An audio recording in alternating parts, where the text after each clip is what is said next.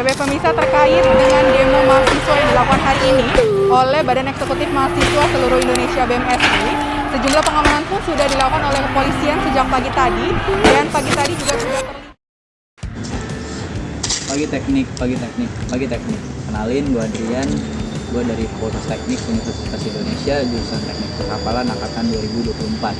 Di sini gue sebagai salah satu awardee dari beasiswa PMK batch 6. Jadi kesempatan kali ini gue bakal bagiin pengalaman gue yang udah melalui program dari beasiswa PMK, yaitu program Jendela Dunia.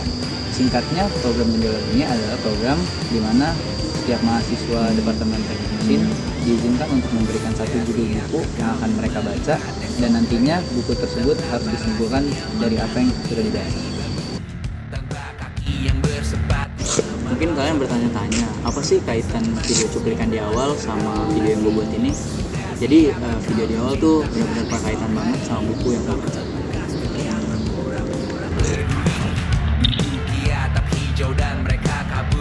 Catatan Seorang Demonstran adalah buku yang diterbitkan oleh lembaga LP3S, lebih tepatnya diterbitkan pada tahun 1983.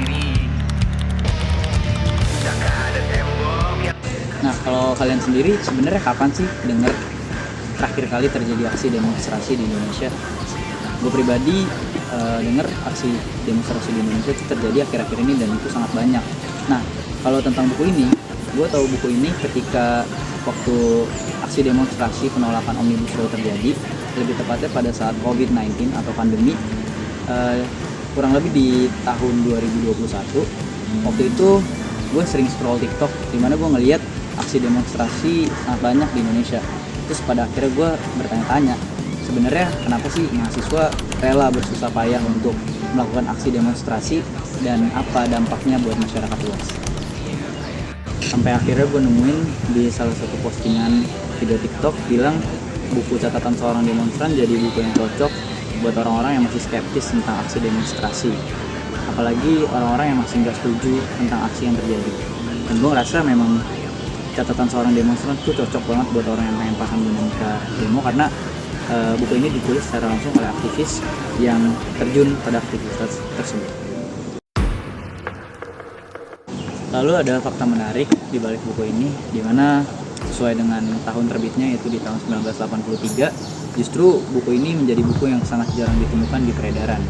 Bukan karena masalah percetakan, namun pada saat itu, saat buku ini diterbitkan, pemerintah ngerasa buku ini memuat hal-hal yang sensitif karena berisikan kritik atau pendapat yang secara langsung disampaikan untuk pemerintah yang menindas masyarakat dan korup.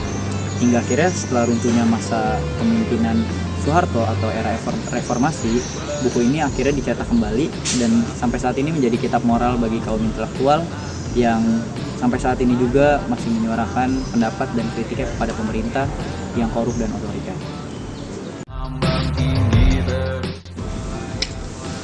Soehoki atau yang dikenal sebagai Gi lahir pada tanggal 17 Desember tahun 1942. Ia lahir di keluarga Tionghoa.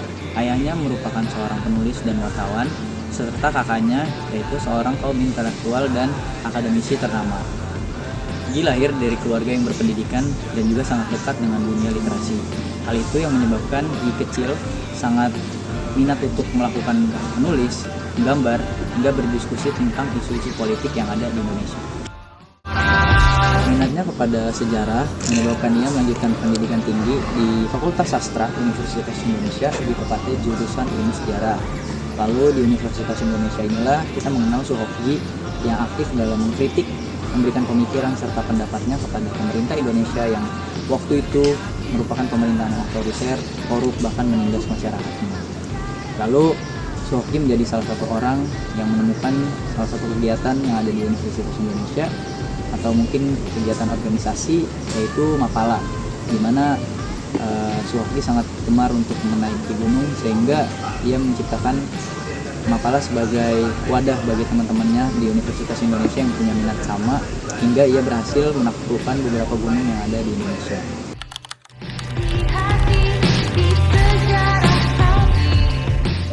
Adapun karya lain yang merupakan penulisnya adalah Soehoki, yaitu buku yang berjudul orang-orang di persimpangan kiri jalan, di mana di dalam buku itu memuat peristiwa pemberontakan PKI di Madiun tahun 1948. Bukan hanya membahas tentang pemberontakannya, buku tersebut juga memuat mengenai dinamika internal dari PKI yang mungkin kita kenal karakternya, yaitu Musso, Tan Malaka, dan Amir Syarifuddin, dan juga latar belakang peristiwa kenapa terjadi pemberontakan PKI di Madiun tahun 1948. Untuk gagasan utama yang mungkin sangat ingin disampaikan oleh penulis dalam buku catatan seorang demonstran, secara dominan membahas mengenai tindakan perlawanan terhadap penindasan yang dilakukan oleh pemerintah. Jadi mungkin secara keseluruhan yang dimuat dalam buku catatan harian dari Soehoki itu lebih kepada pemikiran, pendapat, dan kritik dari Soehoki terhadap pemerintah Indonesia yang saat itu dipimpin oleh Presiden Soekarno atau Presiden pertama Indonesia, tentang bagaimana cara beliau memimpin dan menurutnya tidak sesuai dengan prinsip dan tidak berdasarkan asas kemanusiaan, sehingga secara garis besar buku itu menjelaskan bahwasannya pemerintahan seperti itu adalah pemerintahan yang tidak baik bagi warga dan sangat berpihak kepada sebagian golongan saja, terutama para penguasa. Adapun 4 gagasan lainnya yang mungkin ingin disampaikan juga oleh penulis, diantaranya adalah yang pertama yaitu tentang kebebasan berpendapat, terus yang kedua ada pentingnya peran mahasiswa sebagai agen perubahan sosial, terus ada tentang integritas pribadi dan ideologi, terus yang keempat ada tentang humanis dan empati sosial. Gue juga mau bahas beberapa poin yang menarik dari buku yang udah gue baca. Poin pertama mungkin yang menurut gue menarik adalah tentang bagaimana kritik tajam yang dilakukan oleh Soehoki kepada pemerintahan yang otoriter. Jadi waktu itu, tepatnya pada tahun 1960-an, Indonesia sempat mengalami krisis moneter di mana para masyarakat mengeluh akan harga sembako yang naik, yaitu kebutuhan pokok seperti beras, lalu sehingga menyebabkan beberapa mahasiswa melakukan tindakan aksi demonstrasi. Nah, di sini mungkin insight yang gue dapat dari poin yang pertama adalah tentang bagaimana kritik itu bukanlah bentuk kebencian terhadap pemerintah, namun bagaimana kita sebagai mahasiswa, kaum intelektual, kaum yang sadar akan politik, peduli terhadap keberlangsungan hidup masyarakat Indonesia secara luas. Poin kedua yang menurut gue menarik adalah tentang bagaimana Soehoki menyampaikan bahwa seorang mahasiswa itu adalah seorang agen perubahan sosial juga, di mana Soehoki berpendapat bahwa mahasiswa itu bukan hanya seorang akademisi, tapi juga harus sebagai penjaga dari nurani sosial. Dimana dalam kasus yang terjadi, kita sebagai mahasiswa berbondong-bondong melakukan aksi demonstrasi untuk menuntut kebijakan pemerintah yang pada akhirnya disepakati dan akhirnya berpihak pada masyarakat.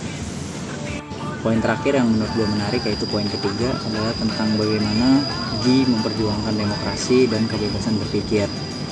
Demokrasi itu nggak bisa lahir dari ketakutan, dan dia berpendapat bahwasannya sebuah negara demokrasi memiliki syarat, itu adalah ketika masyarakatnya mampu berpendapat dan melakukan pemikiran dengan bebas. Lalu kalau menurut gue pribadi, setelah gue membaca buku catatan seorang demonstran, hal yang bisa gue pelajari adalah bahwasannya pemerintah Indonesia tuh nggak pernah belajar dari sebelum-sebelumnya. Buku itu mungkin terbit pada tahun 1983, namun buku tersebut memuat tentang kejadian yang terjadi di sekitar tahun 1990-an. Bahkan kejadian tahun 1990-an yang mungkin sudah terjadi kurang lebih sekitar 60 tahun yang lalu masih dapat kita temukan di zaman sekarang. Itu bukti bahwasannya pemerintah Indonesia tetap melakukan pola yang sama, di mana pemerintah Indonesia masih belum mampu menjadikan kepemimpinannya sebagai bentuk kesejahteraan dari masyarakat dan hanya mementingkan segolongan kelompok dan bagi pribadi saja. Kebijakan dan keputusan yang diambil oleh pemerintah Indonesia secara langsung berdampak kepada masyarakat luas, terutama kita semua. Tentu saja kita sebagai masyarakat Indonesia akan menjadi orang pertama yang terdampak akibat dari keputusan atau bahkan kebijakan yang mungkin sewenang-wenang. Di dalam buku dijelaskan bahwasanya kami sebagai kaum intelektual mahasiswa adalah agen perubahan sosial, di mana kami harus menjadi orang atau bahkan garda terdepan yang peduli terhadap kebijakan dan keputusan pemerintah yang tidak berpihak kepada masyarakat. Setelah membaca buku catatan seorang demonstran, mungkin kedepannya gue berpikir untuk menulis keseharian yang udah gue laluin. Mungkin mungkin nantinya tulisan yang gue buat bakal jadi inspirasi atau bahan evaluasi bagi orang banyak. Sebagai seseorang yang baru aja jadi bagian dari mahasiswa, gue ngerasa buku catatan seorang demonstran cukup menggambarkan secara garis besar tentang kehidupan seseorang sebagai mahasiswa. Lalu ada tanggung jawab lain yang mungkin dijelaskan dalam buku, yaitu di mana tanggung jawab sebagai seorang mahasiswa kita adalah seorang yang menjadi agen perubahan sosial. Yang di buku diceritakan bahwasannya pada tahun itu mahasiswa berhasil untuk menggerakkan semangat para mahasiswa lainnya yang akhirnya memberikan dampak yang baik kepada masyarakat luas, di mana kebijakan pemerintah yang sewenang-wenang akhirnya diganti. Adapun beberapa kekuatan dari buku yang gue baca dan menurut gue mungkin hanya ditemukan di buku catatan seorang demonstran ya. Yang pertama adalah tentang bagaimana buku itu ditulis oleh pelaku sejarah itu sendiri, yang artinya segala peristiwa yang terjadi di dalam buku adalah suatu hal yang benar-benar terjadi dan secara aktual keberadaannya. Terus yang kedua, mungkin gagasan yang disebutkan dalam buku itu juga sangat relevan di sepanjang zaman bahkan hingga saat ini, karena kenyataannya di Indonesia aksi demonstrasi pun masih tetap berlangsung walau buku yang ditulis mungkin sudah sekitar 60 tahun yang lalu.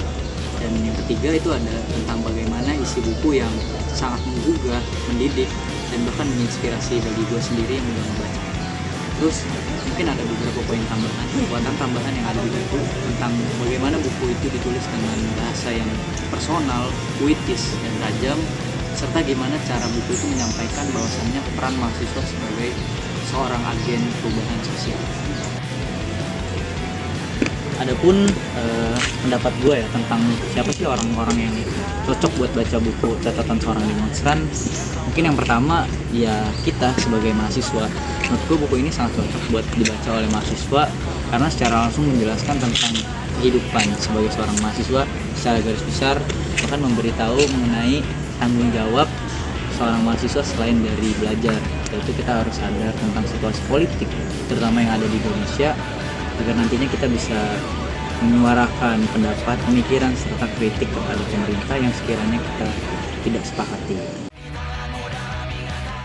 Adapun salah satu kalimat yang sangat bermakna setelah gue membaca buku catatan seorang demonstran adalah tentang Soeharto yang menjadi seseorang bertahan pada prinsipnya, memperjuangkan segala hal yang menurut dia berdasarkan asas kemanusiaan, bahkan hingga ia memperkorbankan dirinya sendiri atas banyak hal. Jadi kalimatnya berbunyi tentang lebih baik diasingkan daripada harus menyerah terhadap kemunafikan.